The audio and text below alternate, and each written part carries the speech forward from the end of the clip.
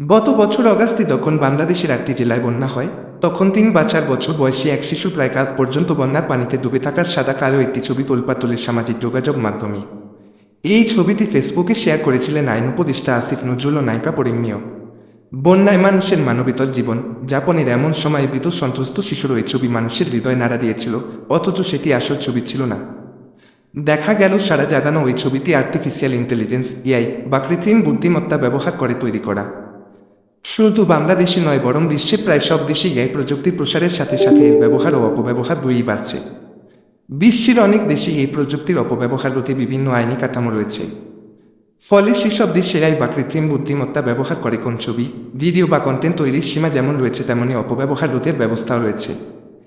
কিন্তু বাংলাদেশে artificial intelligence বা কৃত্রিম বুদ্ধিমত্তা ব্যবহারের সীমা বা অপব্যবহার রোধে এখনও আইনি কোনো কাঠামো নেই। অর্থাৎ কোনো সমন্বিত গাইডলাইন বা বিধিমালা, পলিসি বা নীতিমালা, এমনকি স্ট্র্যাটেজিও নেই বাংলাদেশে। ফলে এই চ্যালেঞ্জ মোকাবিলায় বাংলাদেশ এখনও পুরোপুরি প্রস্তুত নয় বলে মনে করছেন প্রযুক্তি বিশেষজ্ঞ এবং আইনজীবীরা।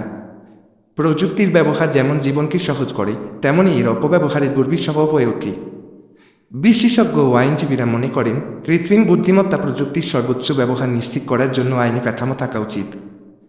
সাধারণভাবে বলা যায়, ধরুন কৃত্রিম বুদ্ধিমত্তা প্রযুক্তি ব্যবহার করে এমন একটি ভিডিও বা ছবি তৈরি করা যায়, যার সাথে বাস্তবে কোন মিল নেই এবং অন্য কোনো ব্যক্তির ক্ষতির কারণ হতে পারে। এই ধরনের প্রযুক্তি ব্যবহার করে অপরাধ রোধ করতে প্রয়োজন গাইডলাইন অথবা সুনির্দিষ্ট আইনি কাঠামো। আমরা অনেক সময় এই ব্যবহার করে অনেক ভিডিও তৈরি করে থাকি। সবার প্রতি একটাই আবেদন থাকবে, এমন কিছু আমরা করব না যেটা অনেক ক্ষতির কারণ হয়ে দাঁড়ায়। ধন্যবাদ সবাইকে।